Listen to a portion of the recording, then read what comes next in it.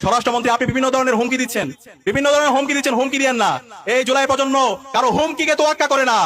আপনারা হাসিনা হয়ে উঠছেন, আমরা আবু সাইদের উত্তরসূরিরা বেঁচে থাকতে আমরা তা হতে দিব না।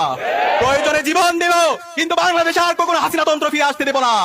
প্রয়োজনে আবু সাইদের মতো আমরা রাজপথে নামবো, কিন্তু বাংলাদেশে আমার আর কোনো বোনের উপর, আমার কোনো মায়ের উপর শ্লীলতাহানি হতে দেব না।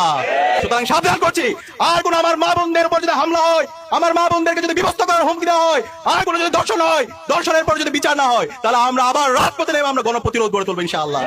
এক কিশোরকে, 15 বছর বয়সী কিশোর, তাকে গণধর্ষণ করা হয়েছে। গণধর্ষণ করার পরে যখন সে বিচারের দাবিতে এলাকার বিএনপি নেতার কাছে গেল, পরবর্তীতে তাকে বিভিন্ন ধরনের হুমকি দেওয়া হলো এবং এরপরে ওই পরিবারের সামনে থেকে, তার বাবার সামনে থেকে তুলে নিয়ে গিয়ে তাকে হত্যা করা হয়েছে। বাংলাদেশ আজ ভালো নেই, ঢাকা আজ ভালো নেই, নরসিংদী আজ ভালো নেই, গাইবান্ধা আজ ভালো নেই।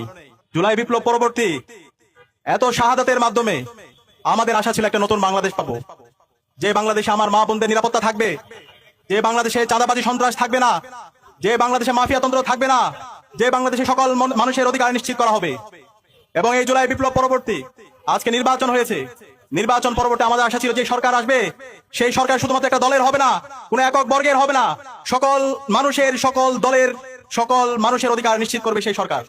কিন্তু আমরা দেখতে পেয়েছি আজকে এই সরকার শপথ নেওয়ার পরে 12 থেকে 13 দিন হচ্ছে, এই 13 দিনে তারা আমাদের এই দেশের নাগরিকদের জীবনের নিরাপত্তা তারা দিতে পারেনি, তারা আমাদের এই দেশের নাগরিকদের সম্পদের নিরাপত্তা তারা দিতে পারেনি, তারা এই আমার এই দেশের মা বোনদের ইজ্জতের নিরাপত্তা তারা দিতে পারেনি।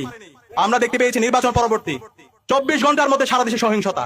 সেই ফেসিবাদী আমলে যেভাবে ভিন্ন মতের, ভিন্ন পথের উপর যেভাবে আক্রমণ করা হতো, ঠিক একই কায়দায় নির্বাচন পরবর্তী সারা দেশে সন্ত্রাসীরা বাড়িঘর ভেঙে দিয়েছিল। নির্বাচন পরবর্তী 24 ঘন্টার মধ্যে আমরা 4টা লাশ পড়তে দেখেছি এবং একই সাথে সারা দেশে অসংখ্য মানুষের সম্পত্তিকে দখল করতে দেখেছি। একই সাথে আজকে 12-13 দিনে সারা দেশে আমার মা বোনদের উপর হামলা হচ্ছে। এই ঢাকা বিশ্ববিদ্যালয়ে এক দলের সন্ত্রাসীরা আমাদের বোনদের উপর তারা হামলা করেছে।